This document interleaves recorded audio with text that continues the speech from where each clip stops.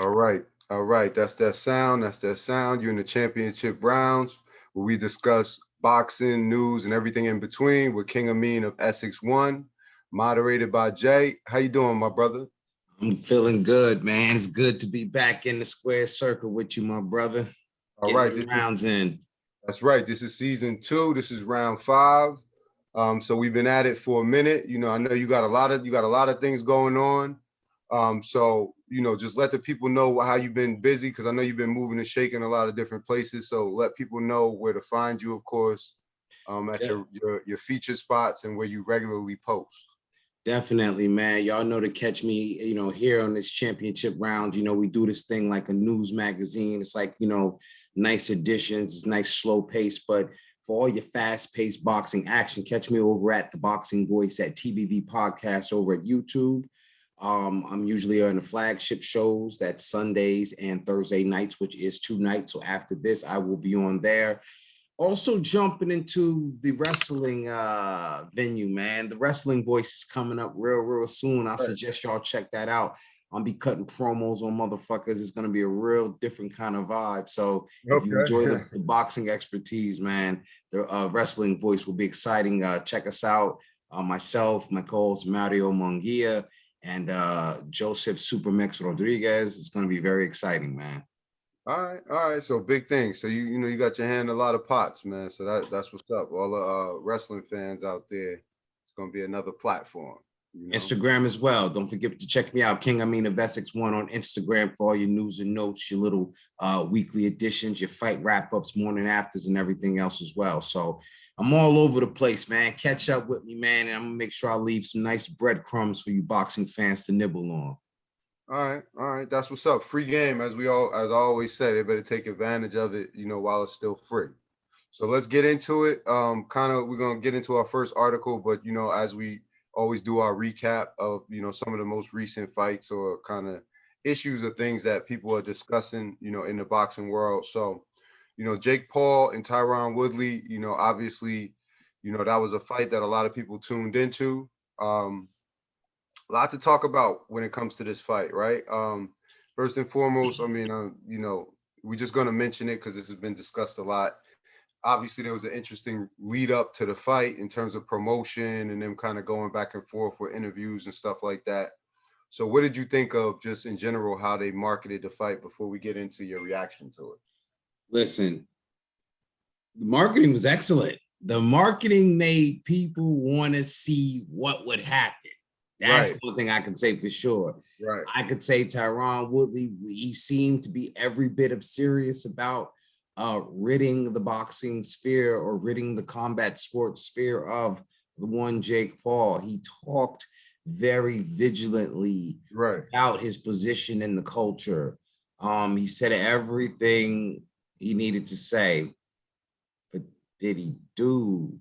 I believe them, man. Listen, when you sort of, you probably know the same one I'm talking about, right? The same interview when he was sitting down. Jake Paul had the chains on, and Willie was kind of, he was talking about cultural appropriation, all of that.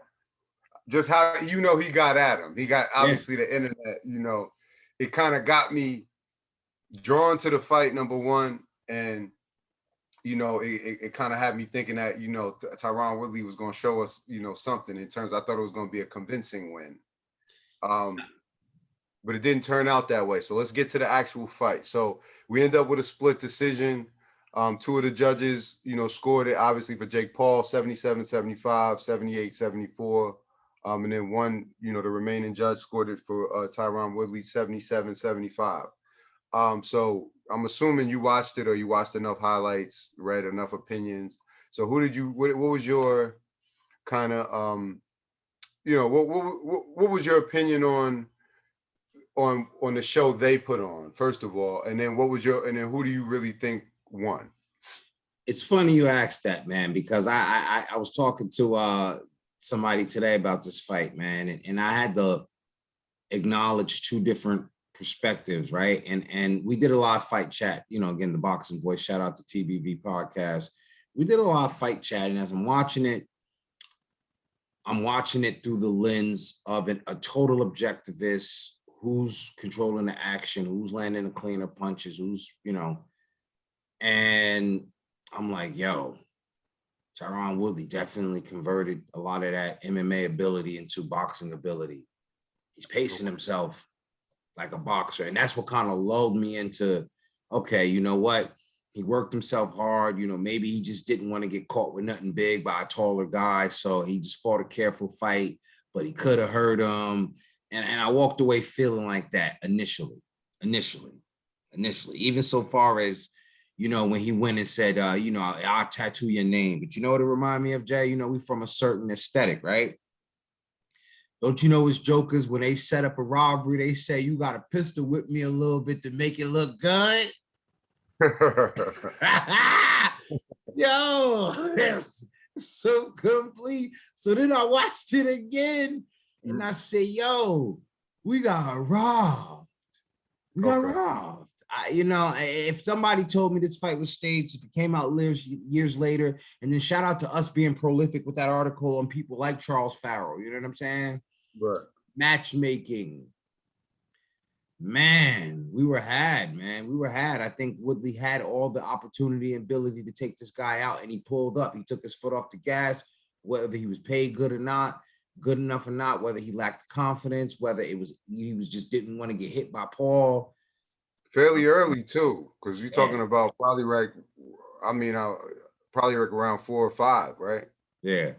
I mean, don't quote me, but you know what I mean. Fairly early, I know what you're talking about. Yeah. So that brings up a good point, right? So 2 things I want to talk to you kind of about.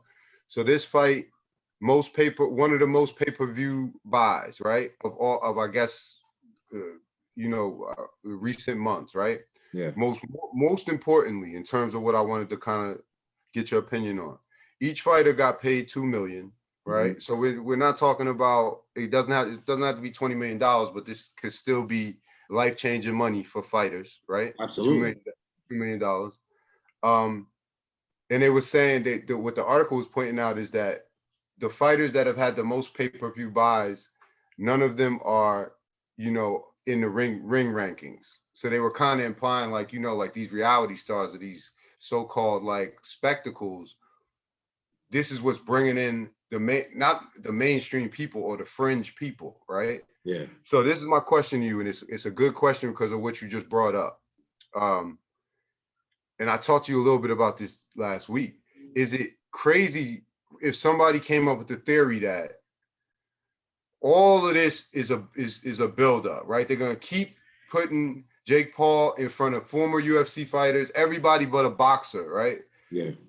Keep padding his record. All of a sudden, you look up, Jake Paul is 10-0, 9-1, and I'm not saying he catapults into the ring rankings, but all of a sudden he's a legitimate contender, right? Yeah. So what do you think about that? Is that happening? Are they propping up Jake Paul in our face? Absolutely. Absolutely. We'll look against up a boxer. This guy will be 10-0. They'll have him in there against somebody faded or somebody we never heard of. They made a Juneteenth belt on some bullshit. Like, you know what I'm saying? They'll make something and, in order to draw more things, because again, they can rewrite history. They can rewrite history and say, I beat Floyd Mayweather. Logan, he's a bit more humble, but he can rewrite history and say, I beat Floyd Mayweather because I survived that fight. So that's as good as winning. Right. So he could say, I'm 10-0 and I'm ranked. But nobody's going to acknowledge and say, yo, he's 10-0 against, guys that have professional license, but not professional boxers. You know what I'm saying? Right. It can be a very suspicious build-up. Seeing Chris Lovejoy get that bag, you know what I'm saying? They can build him up. Talking about now, that's the thing. At least they building him up in front of us. We ain't never seen the shit they built Chris Lovejoy off of. So another question for you. Your humble opinion. For boxing enthusiasts like yourself, right? Who do you think might be a fair match for Jake Paul to display some skills and gain respect? And I know we didn't talk about this before, so you know what I mean? But I just think it's an interesting question. You know what I'm saying? No. And here's the funny thing. So they had Tommy Fury, who's, Tyson Fury's younger brother on that card. And they're like, yo, line that up. Those are guys that are definitely of a similar, if not the same skill set. That's what they were saying. Okay.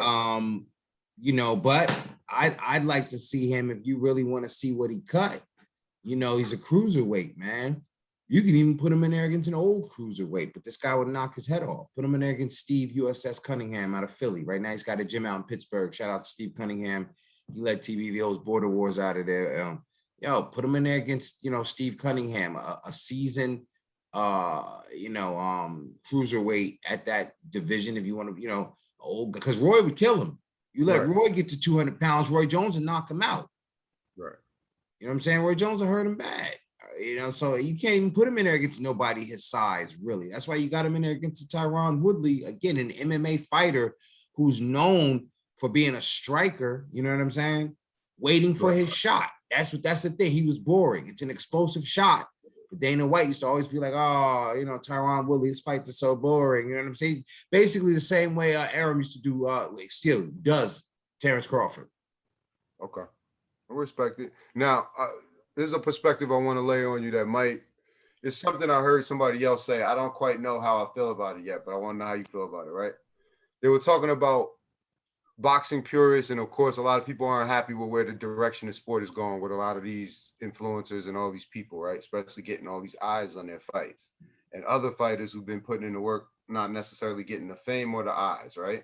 Yeah. With this guy, with the theory he's floating, or his perspective is that not being able to enjoy it from the perspective of, how you look at the G League, you look at NBA, and then you got the G League, right? Or you got Major League Baseball, and then you got AA, AAA. Yeah. So he's looking at it, just enjoying it like somebody like yourself who you love boxing. So you might just have it on as noise in the background when you're just doing something else. You know what I'm saying? He's talking about like people like that they just want to consume boxing. Maybe another perspective is just to kind of look at it like a lower tier of competition, like you might be looking at a D, not, like a D3 football program, no disrespect, yeah. But you know what I mean? But what do you think about that perspective, or is it, frankly, is it bullshit? No, I mean, it's boxing on, you know what I'm saying? I can never be mad at that, and plus too, here's the other part, because I'm not going to front on that at all. It brought so many eyes on other great fighters like Amanda Serrano. That Montana Love and Baranchek fight was good. I got a chance to see Daniel Dubois. Listen, the card in of itself was fire. You know what I'm saying? It's just that you're tired of the disrespectful, and I call it the Justin Bieber of boxing, and that shit ain't flattering at all. You know what I'm saying? I totally understand what you're saying. One thing, I mean, listen, it is what it is. One thing I think we got to give him a little bit of credit for is, if it's true, is that I think he said he's breaking up his bag a little bit for some of the other fighters on the card. So, at least they're getting some good money out of it, is all I would point out. Respect due. Respect, you're supposed to break yourself, and he broke himself, so you got to respect it. Yeah.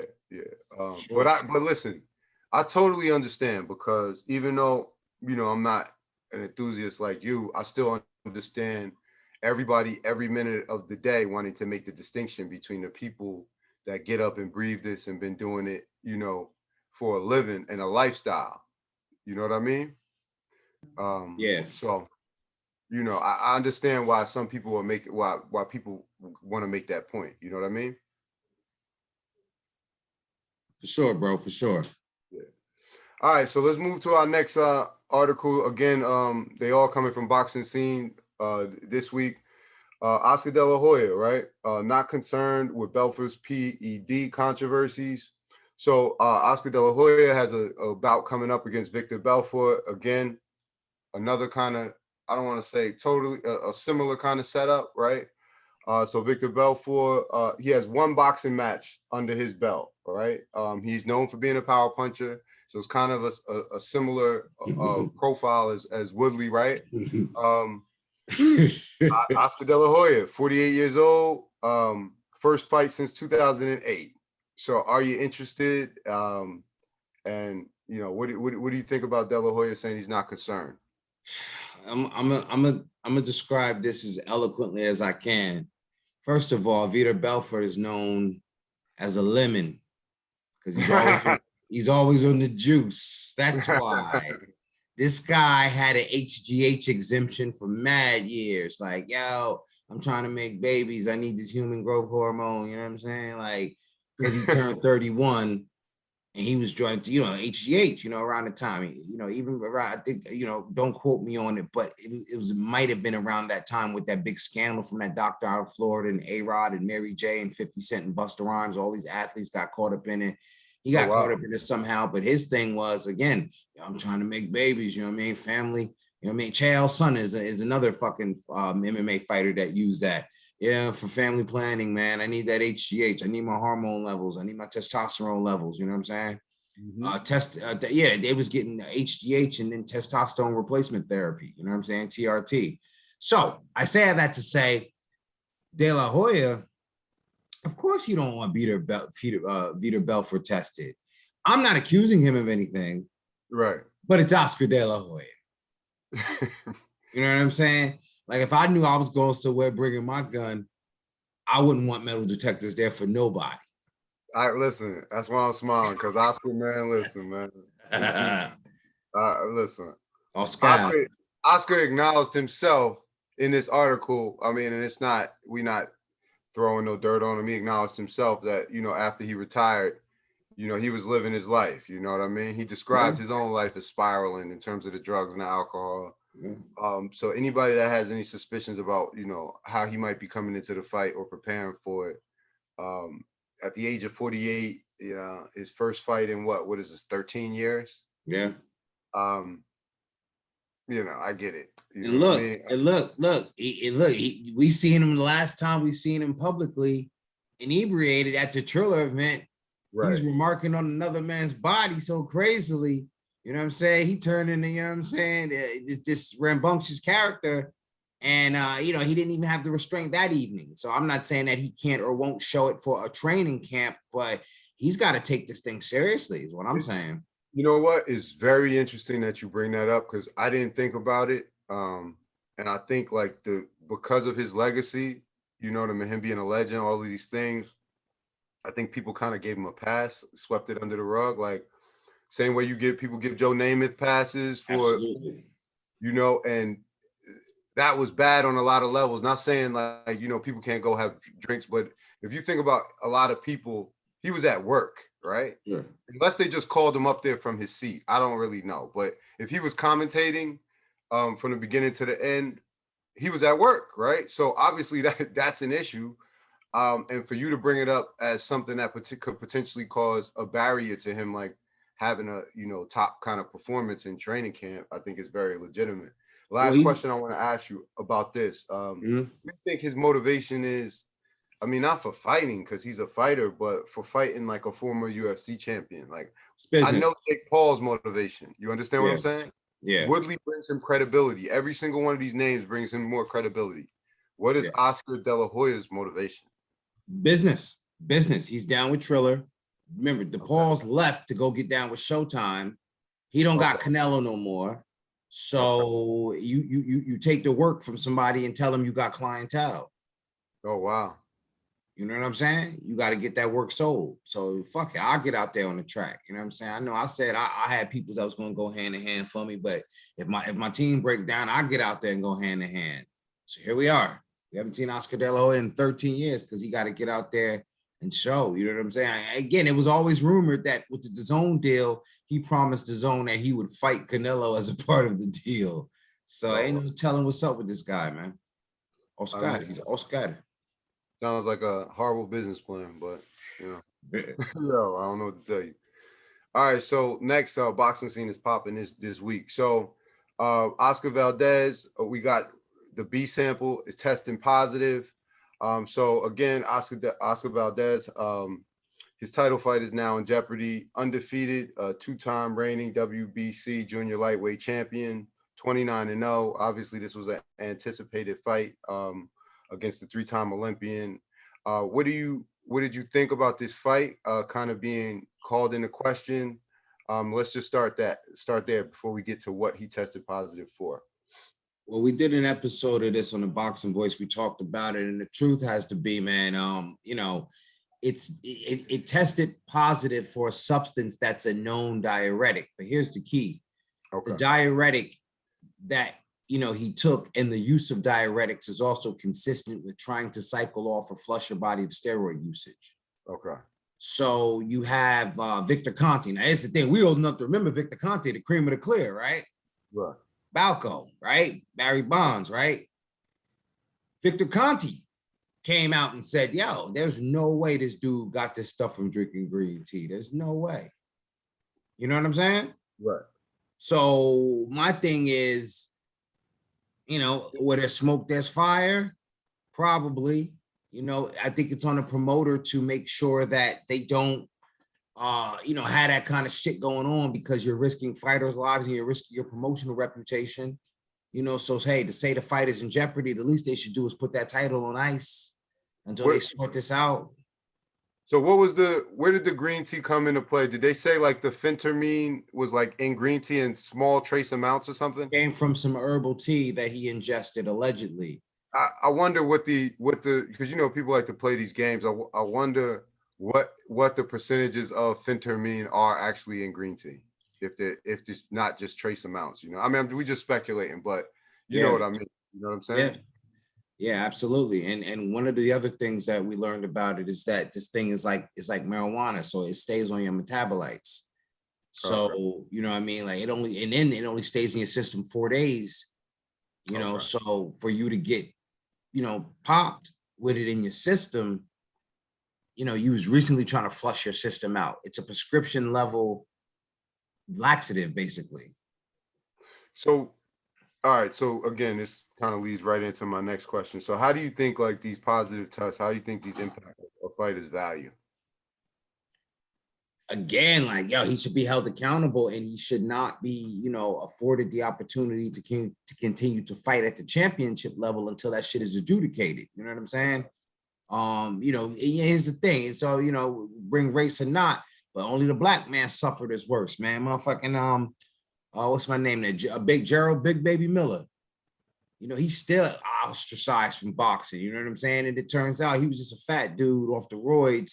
When he was on the roids, he looked like swole up. But when he was off the roids, he was just, just a wide body nigga. So but he's the only one that suffered severe long-term penalties, and these guys get, hearings and postponements and adjournments and shit. So long-term, what do you think? Damaging to his legacy, or people? It should be, but fucking around with Top Rank and knowing Top Rank, I don't know how damaging it'll be. Right. Hey man, that's why we come to you with the answers, because you got the information. You know what I mean? Yeah, man, we got to speak on it. All right, good stuff. All right, so now we're gonna move to the most anticipated segment, of the one I look forward to the most. So these are the ABCs. Is when you take everybody to school for free right now, free game, and give us a little historical perspective. This year we're kind of focusing on historically relevant, significant fighters, right? Yeah. So this week we got Lennox Claudius Lewis, heavyweight champion, legend, career that spanned multiple decades, 1989, 2003. So let's, start off. We're gonna obviously get into personal reasons for picking them, but anybody who's breathing has heard of Lennox Lewis, so they probably need to turn this show off. But just give us some background information briefly, and then we'll kind of, get into it. Olympic silver medalist for Canada. When he turned pro, he had an amazing career. His only 2 losses were to Oliver McCall, and it was not like a fluke, but you know what I'm saying? He lost. He got, stopped. And the other loss was, Cam said it so eloquently, and shit, he could have used his verse at the verses, but get your shit rock, man, like I seen rock, man, right? Mm-hmm. So Rockman was the only one to defeat Lennox Lewis, but he done defeated Klitschko, Tyson, Holyfield. It's like boxing wise, trained by the great Emmanuel Stewart. You know what I'm saying? Boxing wise, and I can remember, and it's getting personal, but it's really about his skill. Because I can remember being young and I'm liking Lennox Lewis, and my brother like, he's soft, he's British, he's soft. And the knock on it was because Frank Bruno wasn't the goods as far as when he came up against Tyson in some of the stateside competition. That's what kind of created that reputation over the years. When there was a time for a top heavyweight from the UK, you know what I'm saying? And you're trying to give him love. If they're a roster man, you're trying to give him love. They come up against one of the stateside homies and they get cut up, Even the Donovan Razor Ruddock, who gave Mike Tyson 2 tough fights. Right. Tyson stopped him, you know what I'm saying, in the second fight. First fight was tough. So, Lennox Lewis broke that mold, bro, with his technical skills, with his Olympic pedigree, and he showed power, that people didn't think that he had, So yeah, Lennox Lewis, I liked his 1-2. He could throw uppercuts, man, and he was just steady with his shit, steady with the jab. He didn't change his game, kept a nice distance. He fought like a big man. He threw combinations when he had to, and he was just the goods. He did what he had to do. He was a very skilled, it was like the Tim Duncan of boxing to me. He's so fundamental. It's fluid. A good analogy. So as we always ask, so what made you pick him, above any other fighters? His confidence. Even when he lost, he wanted to come back. You know what I'm saying? Like, he had a quiet confidence. He didn't do nothing but play Bob Marley crazy ball heads on the way to the ring and dash man up. That's all he did. You know what I'm saying? He ain't fucking around. One time Mike Tyson brought him out of character again because he thinking like, yo, this nigga pussy. You know what I'm saying? You know what I mean? Until he got, locked off in his blood clot face and that.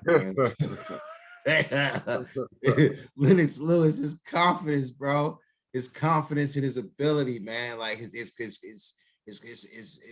tenacity following a loss, like that shit ain't about nothing. And again, his skills, he got better when people thought he was too basic, and he showed the power when they thought he couldn't. When they thought he couldn't have the stamina, he showed that he had the grit, man. And I just really appreciate his confidence, and it's crazy because I was torn because I was gonna go with Vladimir Klitschko. Okay. I was going to go with Vladimir Klitschko because they're heavyweights of the same era, but it was Lennox Lewis' era until he retired, and then he handed it over to Klitschko. You know what I'm saying? Yeah. So I think in that regard, Klitschko, what I loved about Klitschko is he used to set up his 1-2, but it was set it up from learning it, perfecting it, like John Stockton passing. Lennox Lewis was like Magic Johnson passing. That shit was more natural to him. So Lennox Lewis shit was natural 1-2, like he felt it. Right. Klitschko shit was precise, timing, there, to be delivered, clockwork. Lennox Lewis shit was 1-2 from wherever it came from, and it's just a difference. It was a subtle difference, and I had to give that to Lennox Lewis, and his confidence and his 1-2 is the reason why I chose him. Even Riddick Bowe, I could even go deeper. I could have went for Riddick Bowe because you're talking about heavyweight 1-2 jab in a cross, but Riddick Bowe dumped the title in the trash can like a fucking, a dickhead instead of fighting Lennox Lewis. So you have to really give this shit, and respectfully. That's why he out here fighting Lamar Odom. I wish he wasn't in a bad situation like that. Why are you out here fighting Lamar Odom? Riddick Bowe fighting Lamar Odom? I shouldn't be laughing, but I wouldn't even fight Lamar Odom for money right now, bro. Bro, Lamar Odom need that money. He'll fuck me up. You dig? He need that money. But Riddick must need that money more than he. Yeah, man. Yeah. So it's crazy, man. All right. So as we always do, if you was building your perfect fighter, like video game fighter, what part of the Lennox Lewis game would you use, and why? I want to go with again, it's his I guess I want to say his confidence, but also I would say just his technical ability as far as his 1-2, his jab. Okay. Jab and setting up his right hand, so, even when you talk about parrying, he wouldn't go for, so George Foreman and some other heavyweights, they kind of keep their shit out here and it look like they zombies swimming, but they got the parry on. Speaking of which, Tyrone Woodley was doing that shit a lot. Jake Paul is throwing his bullshit and he throw up these wide ass parries. So again, he was doing some boxing shit where you're like, how are you not going in or stopping it? But Lennox Lewis was very smooth with both the jab, and he poured out there like he wasn't doing nothing, and then he parry his shit and dropped that right over the top. So the same way Hasim Rahman rocked him is the same way he came back and rocked Rahman. He has a way of throwing a very subtle jab, pouring at you, very range finding. Sometimes it's a punch, sometimes it's not. It's just, and then, or he might feint the jab, but that right hand is there. And when people were saying, I ain't know Lennox Lewis had a right hand, and he dropped that motherfucker on you, he got it. All right. So yeah, that's what I want from him. All right, that's free game. All right, so as we always do, you know, we're gonna kind of talk about the upcoming fights. September 4th, we're gonna go across the pond, Leeds, England, right? So we got a couple of fights on the card that night. So first, let's start with the title fight. This is for the women's undisputed lightweight title. We got Katie Taylor versus Jennifer Hahn. This is a 10-round fight. You know, with the ladies. So what are you expecting out of this fight? What are you expecting to see? And of course, who are you expecting to kind of come away as the victor? Hahn,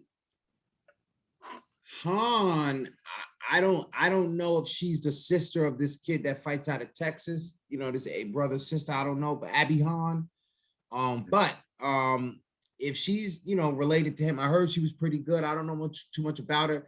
You know, again, the women's division in the UK is much deeper than it is stateside, and we'll talk about it that, you know, as we talk about some of the other card. But Katie Taylor, I expect her to outbox her opponent, pretty much whoever she's in there against.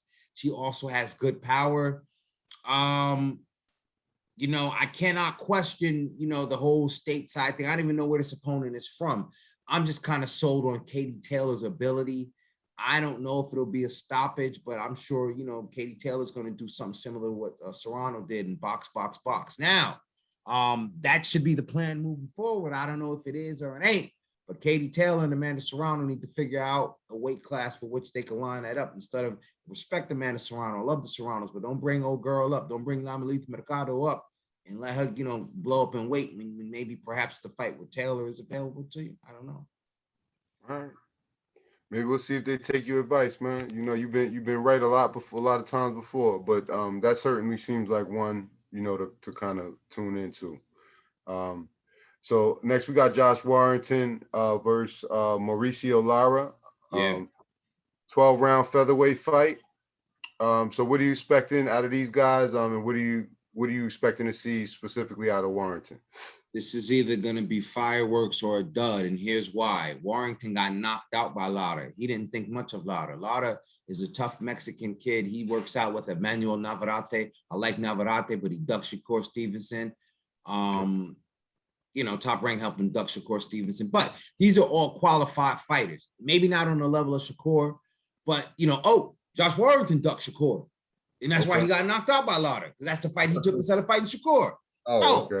It ain't turned out. What I expect out of this fight, you know, dog meat, you know, somebody, because Josh Warrington, if he loses again, he's done. Okay. If Lara loses, you know, he gonna take that money back to Mexico. He ain't even got to fight again. You know what I'm saying? You know, he probably getting paid a shitload of money. You know what I'm saying, to come back. Because they probably gave him a fat rematch clause and a shitload of money to come back to the UK. He's going back to Warrington's hometown in Leeds. Right. Yo, I think, again, Warrington got knocked out down the street from his house. I'm not disrespecting the fact that he got knocked out as a fighter, but maybe perhaps taking Lara for granted, you know, trying to favor that fight over Duck and Stevenson. These are the things that happen. Right. So, yo, somebody's ass better be grasped by the time this fight is over. Lara can lose. And then look, they'll bring him back like they was bringing back Ray Beltran. Ray Beltran fought every motherfucking body, no matter if he was looking bad. They'll say, oh yeah, Mauricio Lara, he beat Josh Warrington. You know what I'm saying? So he'll have a nice career as a quasi journeyman should he lose. But if he beats Lara, Lara got to hang that motherfucker. Excuse me. If Lara beats Warrington, Warrington's got to hang it up.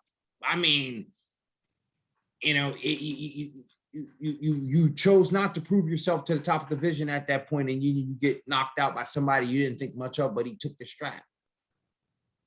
Hey man, we seen that before, you know. Yeah. All right, so moving on, we got Conor Ben versus Adrian Granados. This is a 10-round welterweight fight. What are you expecting about out of Ben? And what are you expecting out of Granados? You hear me say that a lot. Stateside competition, because again, iron sharpens iron. The UK fight scene can be so deep. You have a lot of amateurs coming with a lot of amateur experience. Maybe by the time they get to professional level, it's an exciting fight, but it's not a skilled fight or a skilled fighter. That being said, Adrian Granados, yeah, he could be shot based on some of the tough welterweights he's fought stateside, but he's a good stateside, competition. He fought what's this guy's name? Adrian Broner. Okay. Fought a couple other guys I can't remember off the top of my head, but PBC used him a bit. Now, here's the thing: Conor Ben, people looked at him as, poor little rich kid, he's just your dad's son, blah, blah, blah, blah, blah. But hey, it sucks for you guys because that motherfucker take this shit serious as hell. So his nickname's a Destroyer. He came out to Vegas. He was stateside. He was working out. Like, he take his job seriously. Fighting is his job. I expect him to run through Granados. Now, this is what I say. I'm throwing shit out there because you got to speak it, receive it, believe it. I would love to see Conor Ben in a fight against my man. Shout out to Scotia Gang. Shout out to Jeff Gorley. I'd like to see him in there against Castile Clayton out in Nova Scotia. You know what I'm saying? Black man in Nova Scotia. I want him to get a chance. You know what I'm saying? So, All right. Hey, man, we love to get a look. Definitely. Yeah, man, that would be an amazing fight. Plus, it's, kind of like a quasi-international fight. You know what I'm saying? You got Great Britain and Canada. Drake be still in Gigs accent anyway. So, this kind of coincides with what's happened culturally. That's a fact. That'll definitely be an interesting one to look forward to down the line. And last but definitely not least, we got Ebony Bridges versus Myleese Gangloff. This is a 8-round fight, women's bantamweight fight. So what do you think? I kind of know, how you feel about Bridges, but what are you expecting out of both of these women? I'm gonna tell you right now, I don't know. And you told me Zay, got some work with her, and I know that, but he got to show her how to keep her head off a line, Jay. She's still just like to come for now. She does some subtle things. To me, she's Lady Triple G. Okay. And that can be a gift or a curse because you do not want to be there to be hit. Right. You know what I'm saying? But she can deliver it. But I just don't want to see her get hit that much. I don't want to see her take those shots,